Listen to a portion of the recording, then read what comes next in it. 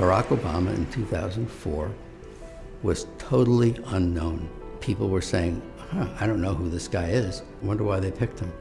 He had this reputation as a bit of an upstart, as sort of a young, rising figure in the party, but no one knew who this guy was. This was his chance to introduce himself to people. Tonight is a particular honor for me because, let's face it, my presence on this stage is pretty unlikely. My father was a foreign student, born and raised in a small village in Kenya. What makes a great political speech is if you can somehow fold your story into this larger American story. The next thing he says is about his mother's family. His grandfather fought in World War II. He used the GI Bill. They settled in Kansas, so white people could say, he's just like us. My parents shared not only an improbable love, they shared an abiding faith in the possibilities of this nation. I stand here knowing that my story is part of the larger American story, that I owe a debt to all of those who came before me, and that in no other country on earth is my story even possible. Going into this speech, we've had 4 years of George Bush, and we felt as a country like we've grown further apart. 2004 was very much a divisive partisan race. Obama's speech is in some ways an antidote to that. Alongside our famous individualism, there's another ingredient in the American saga, a belief that we're all connected as one people. If there is a child on the south side of Chicago who can't read, that matters to me even if it's not my child. If there's a senior citizen somewhere who can't pay for their prescription drugs and having to choose between medicine and the rent, that makes my life poor even if it's not my grandparent. It is that fundamental belief, I am my brother's keeper, I am my sister's keeper, that makes this country work. E pluribus unum, out of many, one. He gives a speech that presages his entire political message of 2008, which is this sort of post-partisan argument.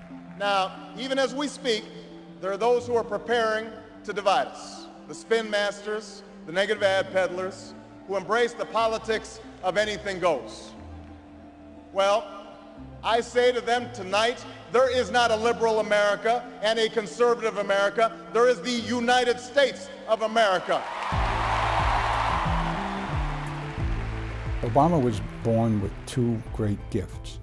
One is his mind, and the other is his ability to speak to large groups of people. There are three things that Obama does that really makes that speech effective. He wants concrete detail. He likes story. And he loves antithesis, the use of repetition and structure to show contrast. There is not a liberal America or a conservative America. There is one America. There is not a black America and a white America and Latino America and Asian America. There's the United States of America. The pundits like to slice and dice our country into red states and blue states, but I've got news for them too. We worship an awesome God in the blue states, and we don't like federal agents poking around in our libraries in the red states. We coach Little League in the blue states, and yes, we've got some gay friends in the red states. We are one people, all of us pledging allegiance to the Stars and Stripes, all of us defending the United States of America. The way he uses his hands, he actually points a lot and does a lot of this, and a lot of this, and a lot of that. In doing so, he gives off this sense of energy. I am new, I'm someone who is dynamic. And he doesn't do that so much anymore. He's a little more solemn and reserved when he gives speeches today, but I think it's more reflective of his office. In the end, that's what this election is about. Do we participate in a politics of cynicism, or do we participate in a politics of hope? It's the hope of slaves sitting around a fire singing freedom songs. The hope of immigrants setting out for distant shores. The hope of a young naval lieutenant bravely patrolling the Mekong Delta. The hope of a mill worker's son who dares to defy the odds. The hope of a skinny kid with a funny name who believes that America has a place for him too. Hope in the face of difficulty, hope in the face of uncertainty. the audacity of hope.